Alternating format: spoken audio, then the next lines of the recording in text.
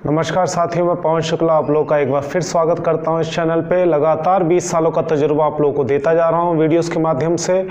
सारी वीडियोस में देखेंगे तो एग्जांपल्स और डिटेल्स बहुत सारी मिलेंगी आपको। लेवल कोई भी हो, मीडियम लेवल हो, बेसिक लेवल हो या हाई लेवल हो, उसकी बहुत सारी वीडियोस आप लोगों को मिलने वाली हैं इस चैनल पे।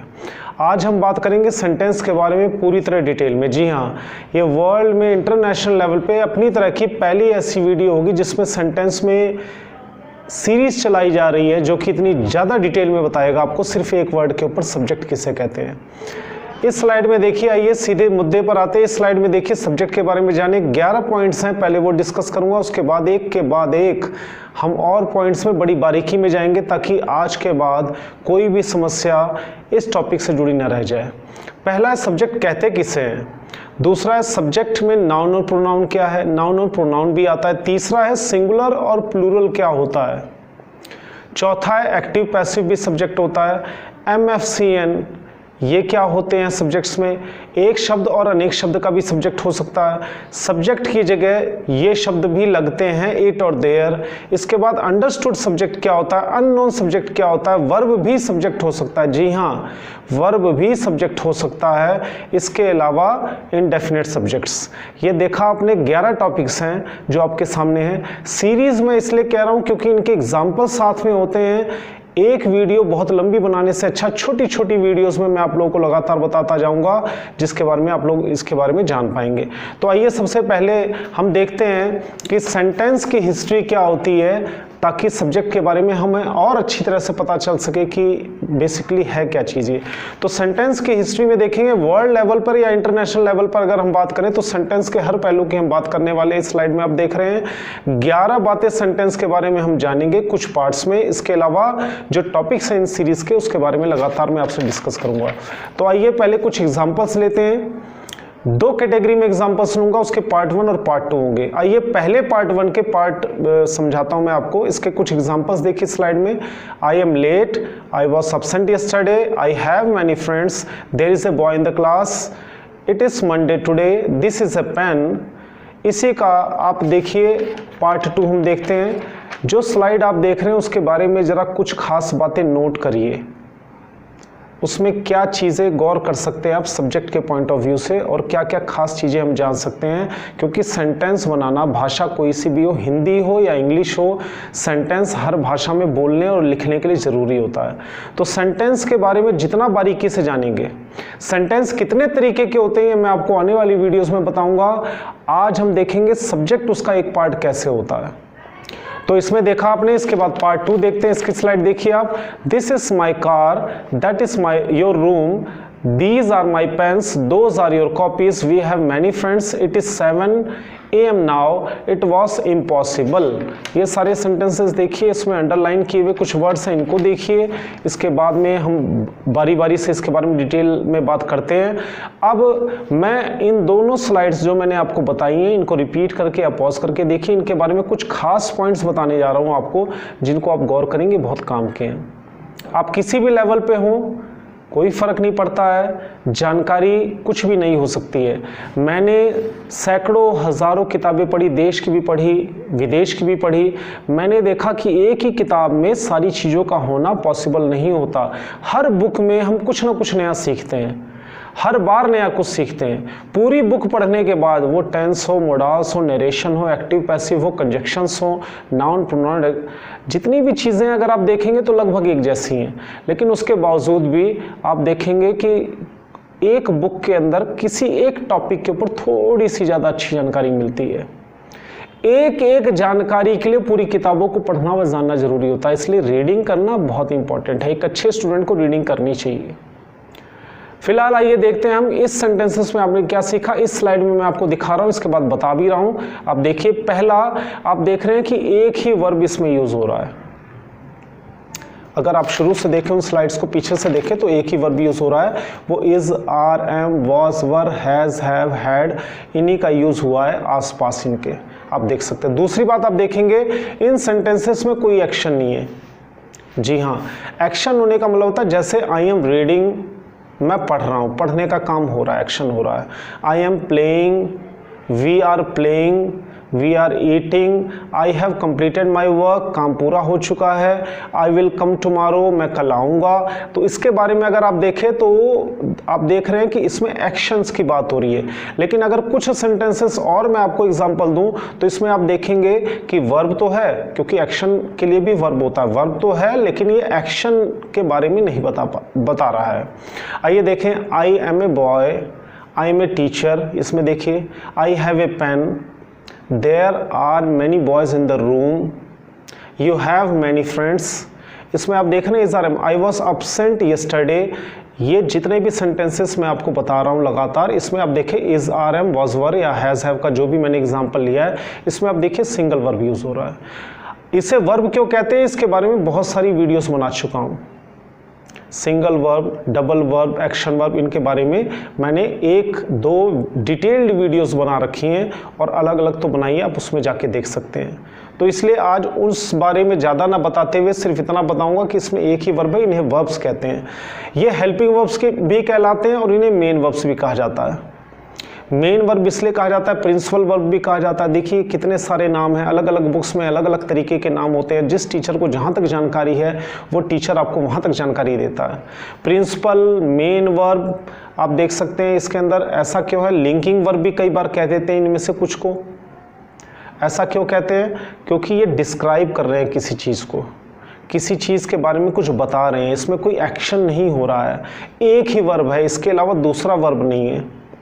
ये हेल्पिंग वर्ब का तब काम करते हैं जब इनके साथ एक्शन का एक और वर्ब हो।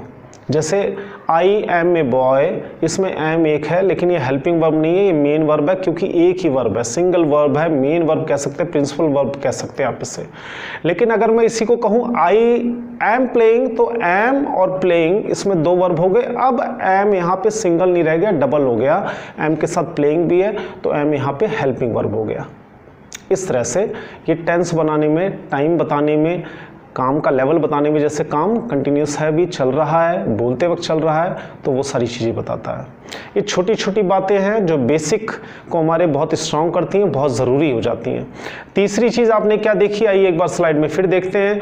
पहली चीज़ आपने देखी एक ही वर्ब यूज़ हो रहा है। दूसरा, इन सेंटेंसेस में कोई एक्शन वर्ब नहीं है। तीसरा आपने देखा there, it, these, those, this, that से भी वाक्य बने हैं। अक्सर इनका यूज़ नॉन एक्शन वाक्यों में होता है, अक्सर, हमेशा की बात नहीं कर रहा, क्योंकि कोई भी रूल हो उसका एक्सेप्शन, अपवाद होता ही होता है। लेकिन जो ज़्यादा केसेस होते हैं उस पॉइंट ऑफ व्यू से मैं आपको बताना जा रहा हूँ। जैसे there are many boys in the room, there is a little water in the glass, इसमें आप देखें तो एक ही वर्ब है। There are many schools in our colony, हमारी कॉलोनी में बहुत सारे स्कूल्स हैं। तो आप देख सकते हैं दीज का तो पता है, this pen is mine, this is my pen, ये सारे ऐसे एग्जांपल्स हैं। तो इनके साथ मोस्टली सिंगल वर्ब ही यूज़ होता है, माफ़ कीजिए। चौथा पॉइंट आप देख सकते हैं, जो एक वर्ब यूज़ हो रहा है हर वाक्य में, is are am was were, ये मेन वर्ब कहे जा सकते हैं। आप उन स्लाइड्स को दोबारा देखिए, मैं आपसे रिक्वेस्ट करता हूँ, उसमें आप देखेंगे ये एक वर्ब यूज़ हो रहे हैं लगातार। इसके बाद में मैं आपको दूसरी स्लाइड दिखाने जा रहा हूं जिसके बारे में आप जानेंगे। इसकी भी 2 स्लाइड्स हैं, इसके एग्जांपल्स हैं, उनके बारे में जानेंगे। आइए इसको भी देखें थोड़ा सा। I am playing, I have completed my work, do you speak in English, I have been playing for 2 hours, I was reading a book, do you like reading books. इसके अलावा इसका पार्ट 2 है, डिड यू मीट, पार्ट 2 भी आइए देख लेते हैं slide के साथ। पार्ट 1 में भी आप गौर कीजिएगा कितने वर्ब हैं, एक्शन वर्ब, हेल्पिंग वर्ब के बारे में तो आपको पता ही चल गया, इज़ आर एम को तो आप पहचान ही चुके हैं अब तक। अगर मेरी सारी वीडियोस आपने देखी होंगी तो इनके बारे में बहुत कुछ पता चल चुका होगा अब तक आपको। तो मैं ये मान के चल रहा हूँ कि उस हिसाब से आपको जानकारी होगी। आइए दूसरी slide, did you meet him yesterday, I had completed my work, we had been watching TV for 2 hours, they will come today, have you eaten your lunch, I did not complete my work, can you tell me your name। इसमें आखिरी वाले में modal verb है। इसमें आप देख सकते हैं जितने भी एग्जांपल्स आप देख रहे हैं और अंडरलाइन किए हुए आप देख सकते हैं कि 2 वर्ब हैं। तो पहले आप 2 वर्ब कैसे देख सकते हैं, I am playing, have completed, do, speak, have been playing, इसमें 3 हो गए। आई वॉज रीडिंग में आप देख सकते हैं 2 है। डू यू लाइक रीडिंग में भी 3 हैं। आप देख सकते हैं 2 तो है ही हैं, 2 के साथ 3 भी हो रहे हैं। डिड और मीट है अगली स्लाइड में अगर आप देखें तो।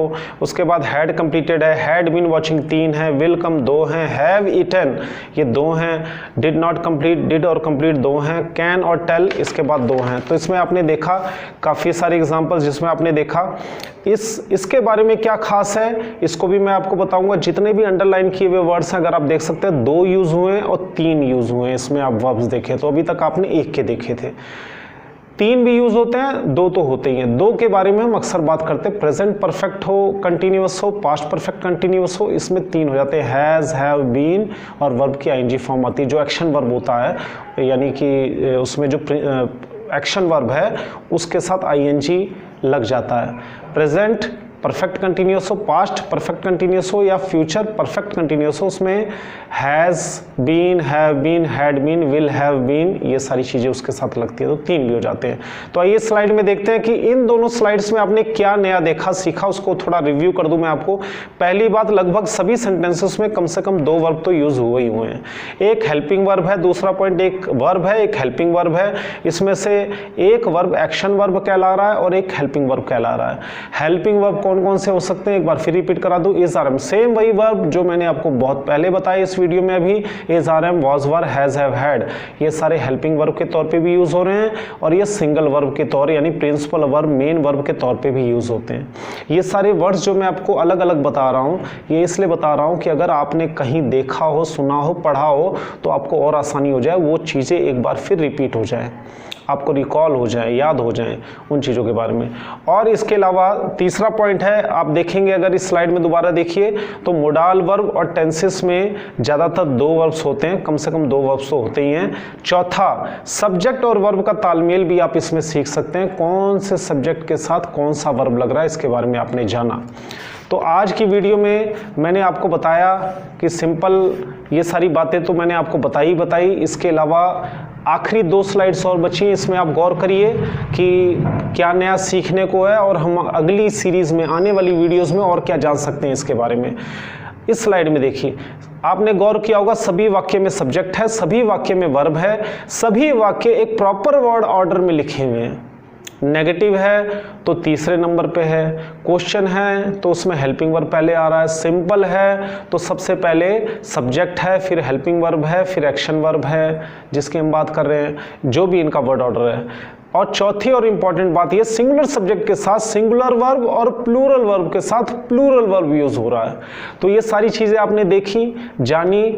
अब आइए कुछ ऐसे क्वेश्चंस हैं आपके मन में ज़रूर उठ रहे होंगे और जानना भी है हमें, वो अगली सीरीज़ में हम जानेंगे। अब सवाल ये उठता है ध्यान देने लायक, इस स्लाइड में देखिए सब्जेक्ट क्या है, वो 11 क्वेश्चन जो मैंने आपको बताए वो अब हम डिस्कस करेंगे। दूसरा, वर्ब्स क्या है, इसके बारे में डिटेल वीडियो इसको सीरीज़ में बताऊँगा ताकि आपको कहीं से भी, किसी जगह से भी, किसी पॉइंट ऑफ व्यू से भी कोई प्रॉब्लम ना आए। तीसरा है सेंटेंसेस क्या होते हैं और सेंटेंसेस कितने प्रकार के होते हैं, ये आखिरी क्वेश्चन है। तो मैं उम्मीद करता हूं कि इस वीडियो में आपने देखा होगा कि मैंने आपको 4 स्लाइड्स दी हैं, 2-2 स्लाइड्स 2-2 एग्जांपल्स के दिए हैं। उसमें मैंने आपको बताया सिंगल वर्ब कैसे यूज होता है और डबल वर्ब कैसे यूज होता है और सेंटेंस के स्ट्रक्चर्स क्या होते हैं, सेंटेंस कितने प्रकार के होते हैं। अगली सीरीज में मैं आपको और डिटेल में इसकी जानकारी दूंगा। तो उम्मीद करता हूं कि आज की वीडियो को, सारी स्लाइड्स को आप बार बार देखेंगे, समझने की कोशिश करेंगे। और अगर आपने इस चैनल को अभी तक सब्सक्राइब नहीं किया है तो प्लीज़ सब्सक्राइब करें। इसके अलावा इन वीडियोस को शेयर करें हर अपने जानकार लोगों तक, ताकि उनका भी भला हो सके, उनको भी जानकारी मिल सके। जितने भी वीडियोस हैं उसमें उन्हें बहुत कुछ सीखने को मिलेगा। सिंपल लैंग्वेज है, हर चीज़ के लिए स्लाइड है, एग्जाम्पल्स हैं, ताकि उनकी हेल्प हो सके। तो मिलते हैं आपसे अगली वीडियो में और बहुत अच्छी बातों के साथ, नई बातों के साथ, पूरी डिटेल में एग्जाम्पल्स के साथ। बहुत बहुत thank you. Till then, God bless you.